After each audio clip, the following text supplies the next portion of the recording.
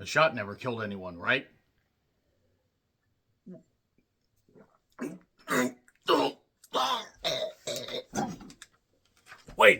Wait, I'm perfectly fine.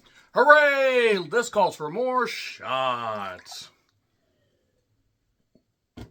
Shots, here we go. Shots till you drop. Which was directed by Christopher Landon, who's on Happy Death Day to you, as well as Paranormal Activity, the marked ones. Yes, I own all 6 of these. Why? Because I'm a fanatic for bad horror movies. And boy, oh boy, the Paranormal Activity movies, after the first 3, they drop in quality. Speaking of the Paranormal Activity movies, at least the first 6 were done by Blumhouse. But don't let that fool you, folks, because Blumhouse has many more movies that they've done, such as Us. You know, where some people were their own worst enemy. But when we say it, one person on Twitter will get that. But anyway, Christopher Landon couldn't do this alone, even though he has written other horror movies. He also ended up doing Freaky. Freaky. So, well, we have Jillian Jacobs, who did the writing, who did Truth or Dare and Fantasy Island. Oh joy. Oh bliss. 2 of the worst entries in the Blumhouse canon. But don't worry, Christopher Roach, who also was a writer for WWE at one point, I don't know what that says about the state of the company or him, but also Nonstop and the same movies as Jillian Jacobs. So, oh boy, look at the long list of Blumhouse entries. Look at the stuff they came out with last year and the year before. They know how to turn low-budget horror movies into goddamn profit, but if we're going to talk about Blumhouse, I need to do a goddamn double. This calls for a fucking double here. By the way, this is Propel. I don't actually drink alcohol, but this really does call for a double. So, let's talk about Drop. We're going to drop it like it's hot, drop it like it's hot, drop it like it's hot. Speaking of hot, we have Megan Fahey, who was in White Lotus. That's a show I need to check out. She plays Violet, a woman that had a bit of trouble in her last relationship, and she is a widow. She's raising her son and decides to go out on a date for the first time in a long time. Because we're looking for nothing but a good time. How could anyone resist? So she meets Henry, played by Brendan Sklar, Skellner, that is, and he seems like a well-meaning guy. He's a photographer. They meet at a very luxurious Chicago high-rise restaurant that really, man, that would be a hell of a goddamn trip if you had to go back down and get anything from your car. It's on 38th damn floor. But this is no ordinary date because, unfortunately, she gets a pin drop. A pin drop that basically indicates that, guess what? She is now tasked with doing stuff to protect her family she never thought she'd have to do. She thought this would be a normal date. Maybe the worst thing is that, well, Henry wouldn't turn out to actually be a good guy. But oh, no. It's going to be so much more. So there we are. We have a Blumhouse premise. It's kind of silly. It's a little Hitchcockian with some technology stuff. And, man, goddamn Blumhouse. How dare you, Blumhouse? Why have you forsaken me? What do you mean this is a good entry in the Blumhouse canon? This is actually one of the best movies they've released in a while. What do you mean Drop is actually good? Quite good. Great even at points. Yeah, I actually enjoyed Drop. This was the Regal Mystery movie that I watched just a little bit ago. Foregoing watching wrestling live because, honestly, at this point, I would really rather watch about any mystery movie than a lot of wrestling live as a 40-year wrestling fan.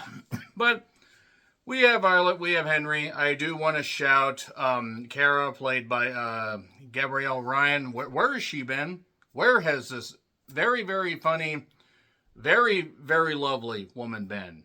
My goodness, with respect, put her in more movies. I'm going to check out what she's done on IMDb and check out more of her stuff because she goddamn captivated me. So, it does lay its cards out on the table pretty early on. We do get an opening scene that lays the groundwork for stuff that Violet has gone through. And then she talks to her sister Jen, not Jem. There's no holograms here, mourn the pity. Played by Violet Bean. That must have been really difficult. Violet, we need you on set. Real Violet or her Violet? That sounded like a euphemism. I'm just going to move on from that. But Violet arrives, and then things start to unfold. If you've seen the trailer, by the way, you have a pretty good idea where enough of this is going. I do have to say that once they introduce one particular character, you know where this is going. Like, it's just way too obvious. But Christopher Landon is a talented director and has done some good projects in the past. Paranormal Activity, the marked ones notwithstanding, but that was early on in his full-length feature filmmaking career. Despite the fact Fantasy Island and Truth or Dare writers were involved in this, yeah, it's not the most crisp writing, but it has some good performances. It has a nice breezy pace to it. It does kick it into gear when it needs to, and actually turns out to be pretty goddamn entertaining. I could see this being a real crowd pleaser. I would encourage you guys to try to check this out with a bit of an interactive audience. No, I'm not talking people that shout to scream. I'm not talking that. But people that enjoy wit, that enjoy some, funny moments that kind of break the tension and everything. And it's not, there are logic loopholes and there are questions that I have about this, like how in the world was all this stuff set up, but this one or two particular things weren't accounted for. There are a few things where I'm like, okay, that's just kind of explained away. How did this happen? Movie magic. Well, wait, how did this character get over here? Movie magic. Well, how did she? Movie magic. That's pretty much what it is. Anything, movie magic. During the Miracle Cutaway, anything is possible. I do like Reed Diamond as Richard. He's a good character as well. And you do have Phil, who's played by Ed Weeks. I just think that if his uncle was named Muntz, it would just be... Actually, if his wife was named Muntz, it would be hilarious. But you have enough people in this where, oh, it could be anybody. It actually really could only be one person. That's kind of the big thing about it. Is it does tip its hand early, and while it tries a few different things, it is very obvious who is behind these events unfolding the way they are. There are questions about how all of this was set up, but that being said, Drop is very, very entertaining, quite enjoyable. I look forward to seeing what else Megan can be in as far as full-length feature films. And once again, Gabrielle Ryan, let me talk to you. Good Lord. Very, very fun movie. Not great, but a lot of fun. That being said, 3, 2, 1, spoilers.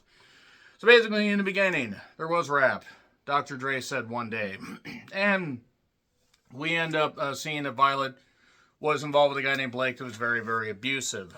And there's indications in the beginning that he was going to do something to her. He was going to shoot her. And then he gave the gun to her. Oh, you want to do it, and this kind of stuff. So maybe there's an indication that she ended up taking care of her abuser. By the way, if you are in an abusive relationship, help is out there. Doesn't matter, doesn't matter what gender you are or aren't, help is out there. If you're also somebody that abuses people, you're a goddamn piece of shit. You will be caught one day, and you will pay dearly for your crimes because karma's a bitch. But after a number of, years, how many ever years it is, the kid's well-meaning, and his name's Toby, and I'm like, oh, great. It really is a Paranormal Activity crossover. We're going to get that. To be fair, I think Toby actually looked more human than this kid. That's mean. I'm sorry, but this kid bothered me. But that being said, there's one point where the kid uses a little toy truck, like automated, almost like a Tonka truck, not as yellow though, to carry a note for like a hide-and-seek thing. And I go, oh boy, I bet that truck will factor into the finish. I was right.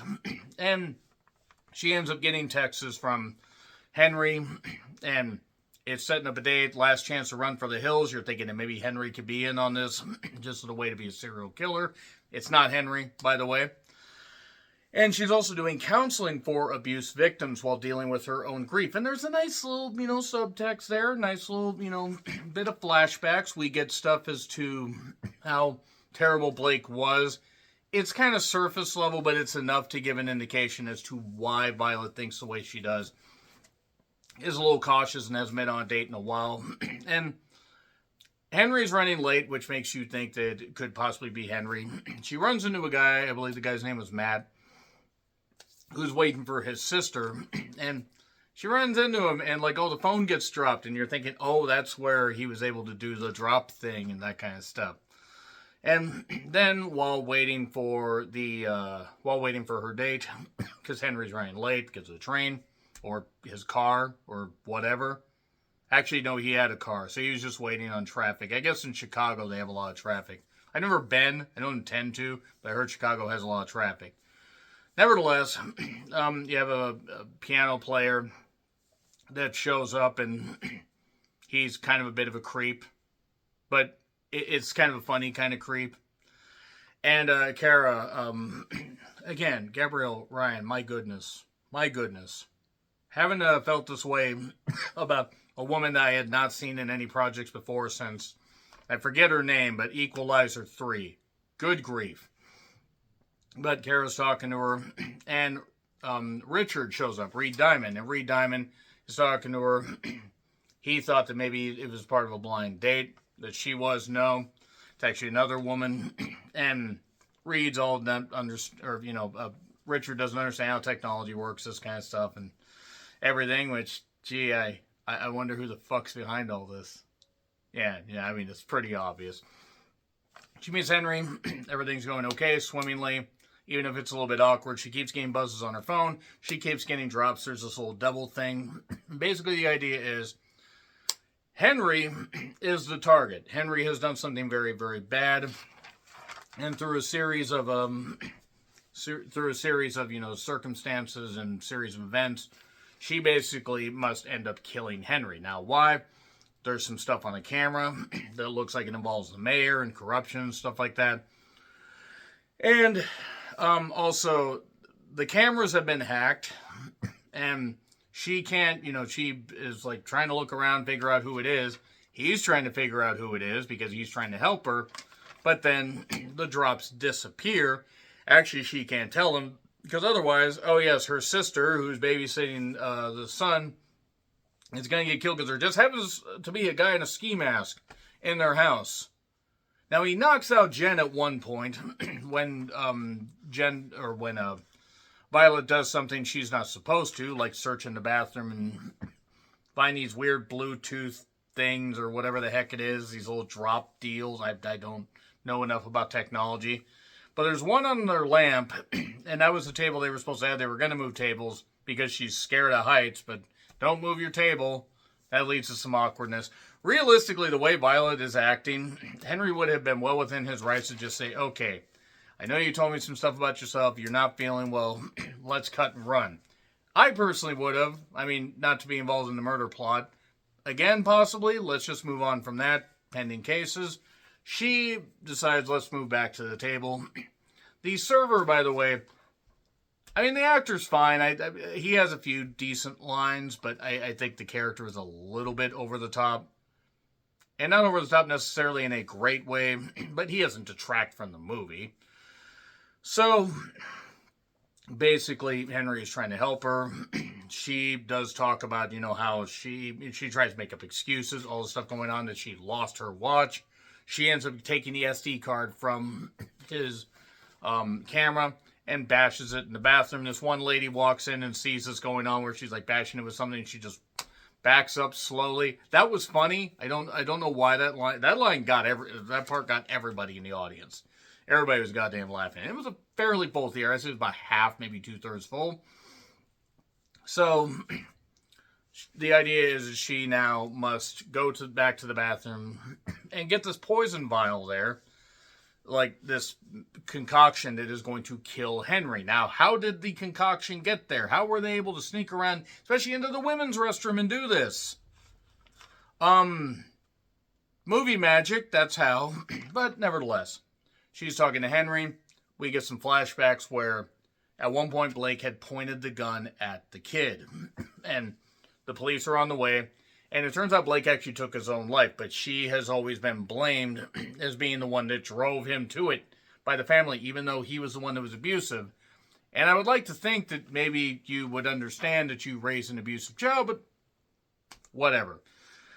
So, meanwhile, Jen gets knocked out during the interim.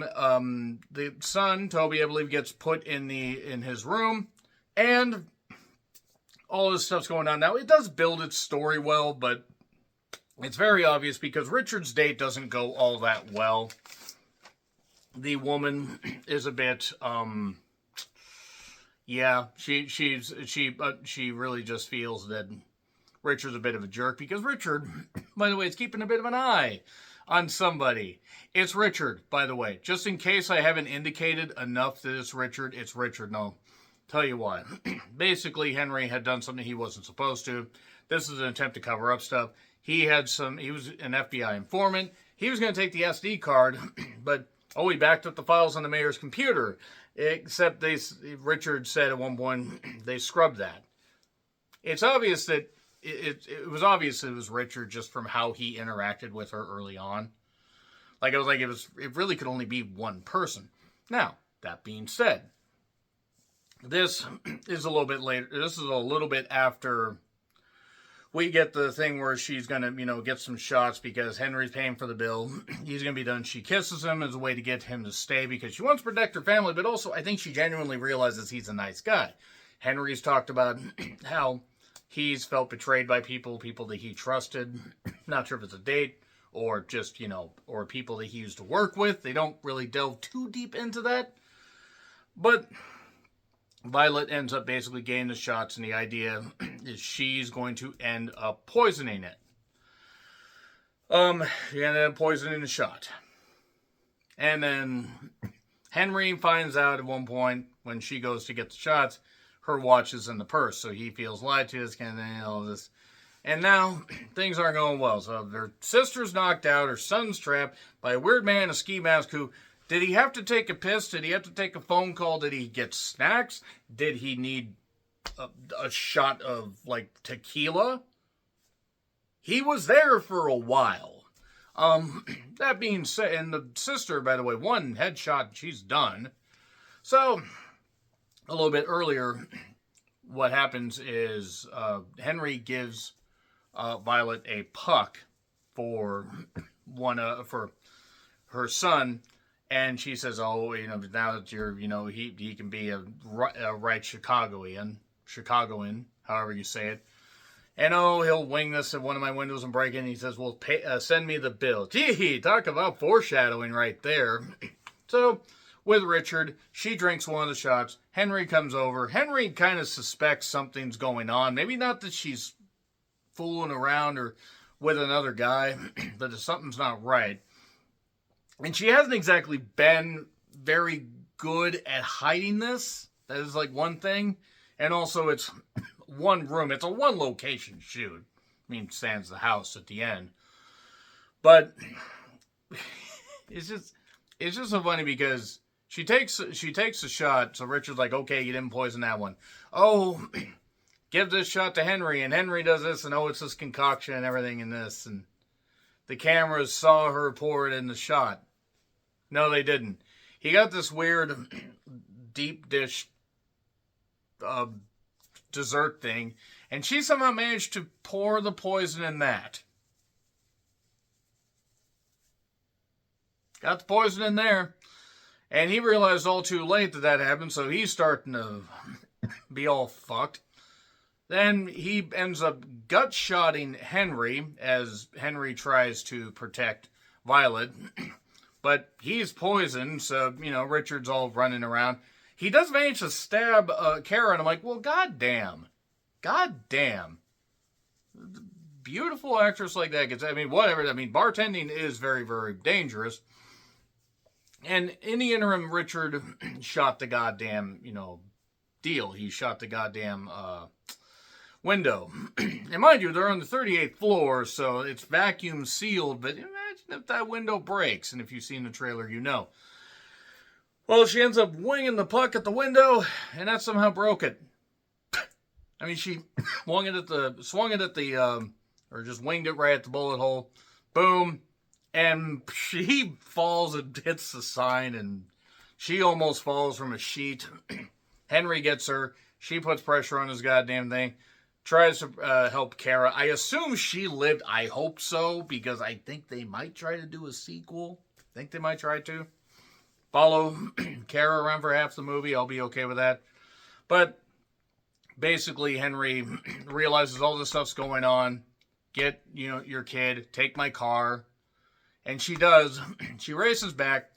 Jen has been beaten up. She got shot at one point. She did manage to stab the guy in the leg. Whoever the guy is. Just some random henchman. And Toby ended up, he's freaking out because he's a little kid. And also, saw his abusive dad nearly shoot his mom. Then nearly shoot him. Then shot himself. That kid's seen a lot of shit. Violet gets there. We get a little bit of a fracas, but Jen's down after being shot. And Violet gets in a bit of a scuffle. Things aren't really going all that well, though, because she's not exactly a fighter. Also, I think she's kind of out of wind. But then suddenly, the little toy truck shows up with the gun, and then she shoots. It's like, God. Movie magic, whatever. It's fine. It's fine. It was entertaining. And then the sister comes down, so how was your date? It's funny. It shouldn't be funny. It's so good. And then they're okay. A little bit later, she visits Henry in the hospital. And suddenly, Violet gets another drop. And Jen sent her one. You know, I got shot too. And they're going to go on another date. Violet and Henry. And you know what? It has logic loopholes. It has issues. But it's entertaining. It gets an A-. I can't believe I'm giving a Blumhouse production an A-. I can't believe that. I actually haven't enjoyed anything really from Blumhouse. Well, I mean, actually, that's unfair, but Us is probably the best movie that they've done as far as horror, in my personal opinion. Nevertheless, A-. Agree, disagree with what I said? Like, share, subscribe, Twitter, Letterboxd, Blue Sky handles in the description. I'm John Ricklin. I'll see you soon.